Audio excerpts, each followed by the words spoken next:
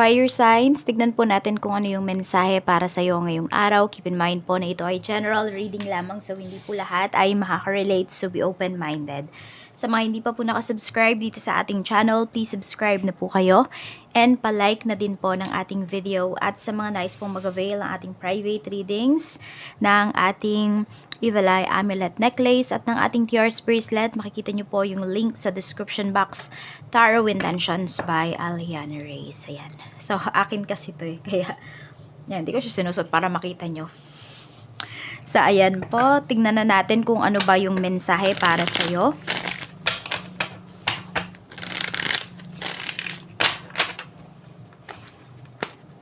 Energy, Spirit Guide. Ano po ang energy natin for fire signs ngayon? Happy birthday, Leo! We have the Hanged Man. Okay, so may mga pinoprocrastinate kayo dito. There's a lot of sacrifices po na ginawa ninyo. Pwedeng yung iba sa inyo, yung mga sacrifices na yon, meron yung ilan sa inyo pinagsisisihan nyo. Kasi nakikita nyo ngayon na hindi pala worth it yung mga sacrifices ninyo towards sa isang tao, towards sa isang sitwasyon. Pwede po kasi na naiipit kayo ngayon. Yung tipong kayo na yung, di ba, kayo na yung tumulong, kayo pa yung napasama. So ngayon, parang kayo yung alam mo yun, yung atensyon ng mga tao parang nasa'yo, parang sa'yo yung sisi. Ganyan. Kaya parang nahihirapan po kayo dito kung ano man yung mga plans ninyo, kung itutuloy nyo pa ba. Tignan natin ano pa yung mensahe. Ano pa po yung mga pwedeng mangyari kay fire signs ngayong araw na ito. Hindi ko alam kung may mag-uulam ba sa inyo ng or yung mga kinakain nyo ngayon is may munggo. Pero red munggo yung nakikita ko kasi dito.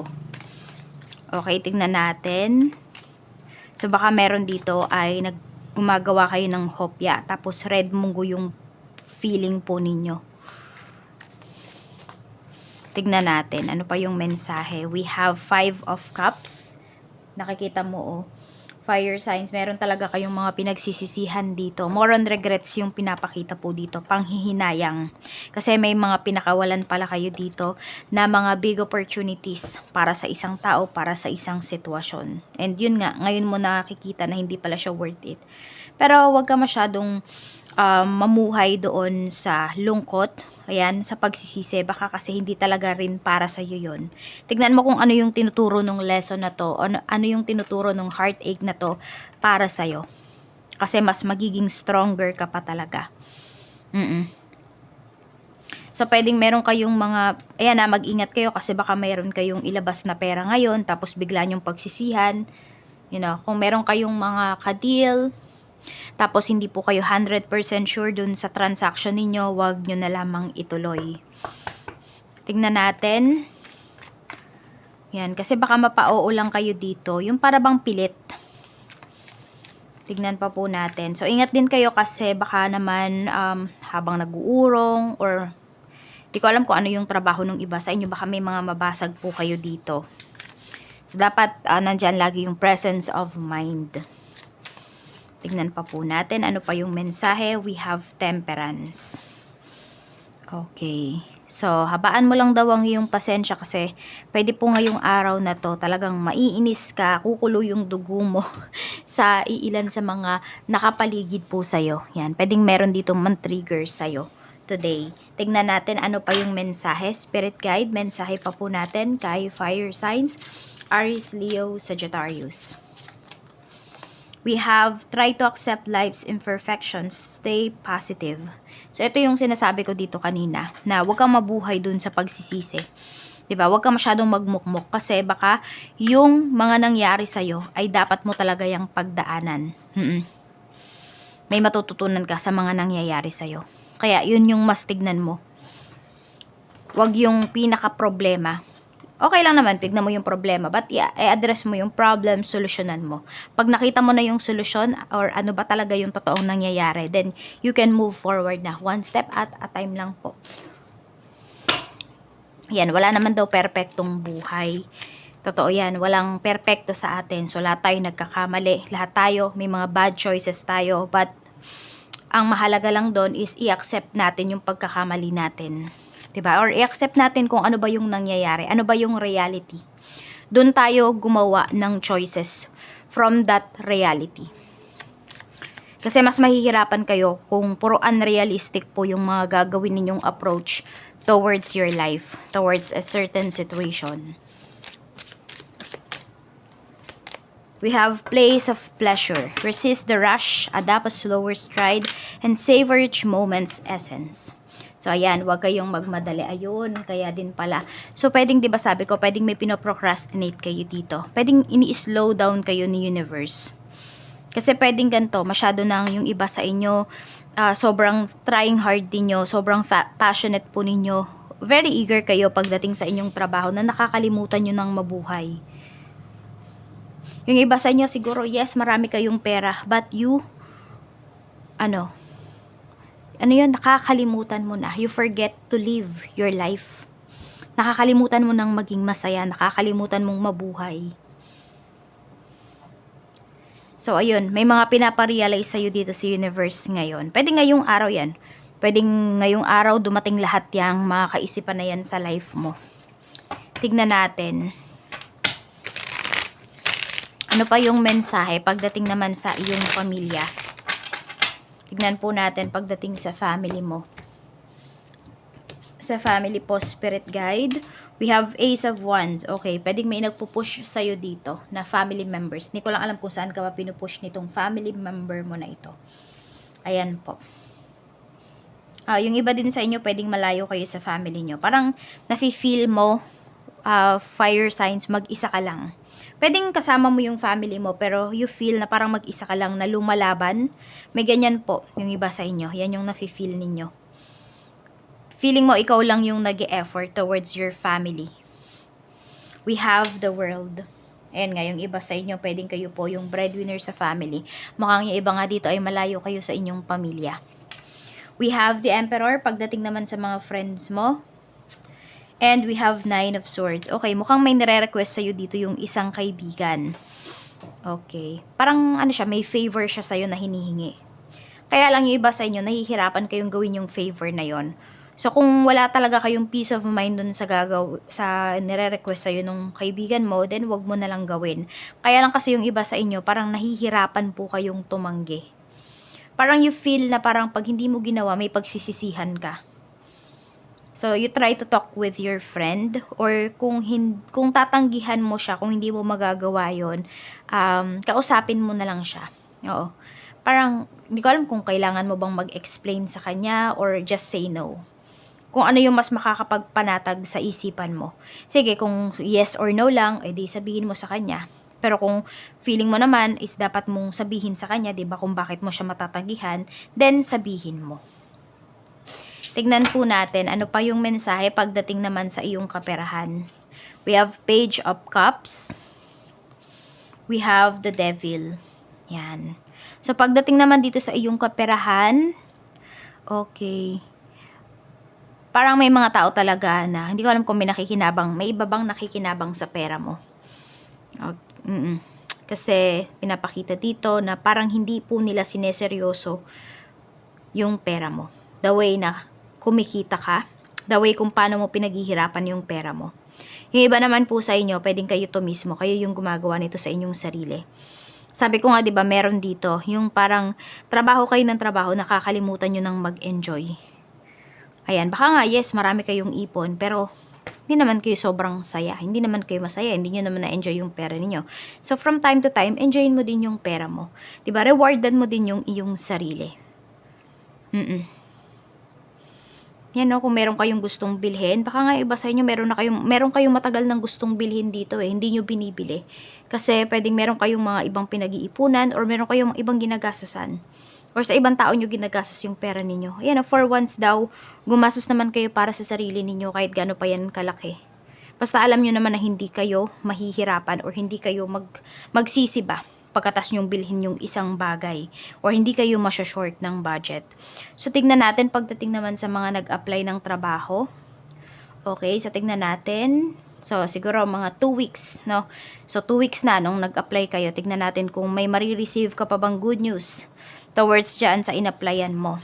Queen of Pentacles. Yes, yung iba po sa inyo, mayroon po kayong marireceive na good news. Tignan naman natin sa mga nag-apply ng mga papers, visa, yung mga ganyan. Residency, citizenship, working visa, Ace of Swords. Mapapasa kamay nyo po yan. Ma-approve yan. Wait lang kayo. Huwag kayong masyadong magmadali. Basta, alam nyo sa sarili nyo na inayos nyo na yan. Binigay nyo lahat ng mga documents, yung mga requirements. Waiting na lang kayo dito. Meron po kayong marireceive na good news. Some of you pwedeng next month. Yan. Maraming makaka-receive ng good news next month, next week, or next month. Tignan po natin. Depende yan na kung kailan ba kayo nag-apply. Hindi ko kasi alam kung gaano ba katagal yung ano niyan, yung process niyan. Tignan natin pagdating naman po sa trabaho. Sa trabaho, we have Queen of Swords. Mukhang nai-stress kayo dito. Parang ang daming pinapagawa sa inyo, ang daming inuutos. Ayan nga, 10 of Swords. Meron dito na katrabaho mo. Hindi ko alam kung boss mo to or katrabaho mo to. Parang utos siya ng utos. Kaya naman niyang gawin pero iuutos pa niya sa'yo. So, pwedeng yung taong to mas mataas yung katungkulan sa'yo. Kasi nakaupo siya, oh. Okay? Kaya ayun, yung iba sa inyo parang no choice kayo kundi sundin yung taong to. Page of Swords. Ayan, hanggat nandyan daw kayo sa trabaho na yan, hindi nyo siya maiiwasan. Kaya ang kailangan nyo gawin, magtiyaga kayo. At kung hindi na kayo makapagtiyaga, hanap po kayo ng ibang malilipatan. O sige, tignan natin sa mga nagbabalak dyang mag-resign. Okay ba yung idea mo? Knight of Pentacles, yes, pero pag-isipan mo daw mabuti. Okay naman siya. Kasi iba sa inyo, stress na talaga kayo pagdating sa work. Pagdating dito sa current job ninyo. Pero, kaya pa naman daw pagtiisan. Medyo mag-isip-isip pa daw kayo. Okay lang naman daw kahit paghanap kayo ng ibang trabaho sa ibang lugar, sa ibang company. Walang problema. Yun nga lang pag-isipan nyo daw. Kasi si Knight of Pentacles natin mabagal yan eh. Tanongin nyo yung sarili nyo, may ipon na ba kayo? Kasi kung wala pa, diba, tas pabigla-bigla kayong aalis dyan sa work, mas mahihirapan po kayo. And that's reality. Sabi ko nga, gumawa kayo ng mga decision, mga realistic na approach sa problema po ninyo, sa mga kinakaharap ninyo. Hindi natin kailangan yung unrealistic na approach. Yan, kaya nga sinasabi ko sa inyo, pag-isipan nyo mabuti. Okay lang na lumipat kayo, pero pag-iisipan nyo tong mabuti. Tignan po natin pagdating naman sa mga gustong mag-start ng negosyo. Okay, tignan natin kung yan ba ay magpapaunlad sa'yo, yung negosyo na naiisip mo. 5 of Pentacles. Yung iba po sa inyo, mahihirapan talaga kayo. Bakit? Kasi mabait yung iba sa inyo. Tsaka, kailangan kasi, ayun, pag-aralan nyo po talaga yung negosyo. Ayun, wag daw kayong magmadali sa pag-uumpisa. Tapos, yung iba pa sa inyo, pwedeng wala pa kayong enough funds. Okay, wala pa kayong enough na puhunan. Kaya, hindi rin kayo makapagsimula. At yung iba po sa inyo, kung mayroon naman, ang kailangan nyo pong gawin, pag-aralan nyo yung business na yan. Basta, dapat may background po kayo pagdating sa negosyo na itatayo po ninyo kasi malulugi lang daw kayo kung hindi nyo yan pag-aaralan. Yung tipong, akala mo, alam mo na. Diba? Akala, ay, alam ko na yung business na yan. Pero baka hindi pa. Meron ka pa palang hindi nalalaman. So, kung meron kayo maa-attend na ng mga trainings, mga ganyan, seminars, attend po kayo. Palawakin nyo yung kaalaman ninyo. Sa mga may negosyo naman ngayon, tignan natin kung kamusta ba yung sales. 3 of Swords, medyo heartbreaking ito. So, baka malugi yung iba sa inyo. May mga makaka-deal ka dito na mga tao na pwedeng magte-take advantage sa'yo. So, kailangan mas maging matalino po kayo dito. Manghingi kayo ng down payment. Napakahalaga po niyan pagdating sa isang negosyo. Lalo na kung small business po kayo. Kasi, diba, may mga tao talaga na mahilig lang mang-abala. Pero hindi naman pala paninindigan yung pang-aabala nila sa inyo. Kaya magpa-down payment po kayo dito. Tignan natin pagdating naman po sa iyong, ayan, punta naman tayo sa love life ng mga single natin. Ayan, sa mga single naman po natin. 9 of Cups. So, yung iba sa inyo kasi parang hindi nyo talaga priority yung love life. Bakit? Kasi happy po kayo. Masaya na yung iba sa inyo sa kung ano yung mayroon kayo. So, not looking yung iba po sa inyo. Tignan natin. Nandun yung ine-enjoy nyo po. Yung kung ano yung mayroon kayo ngayon. Kasi marami sa inyo pwedeng may maganda kayong trabaho, may business kayo. You know, yan yung ine-enjoy po ninyo. Kung ano ba yung kaya nyong ibigay sa inyong sarili. kung ano ba yung mayroon kayo ngayon, sobrang grateful nyo po. Sa mga ano naman, sa mga 40 plus and up na single, tignan natin. We have Page of Wands. Mga nagtutuon din ng pansin sa sarili nila. Oh. Page of Wands.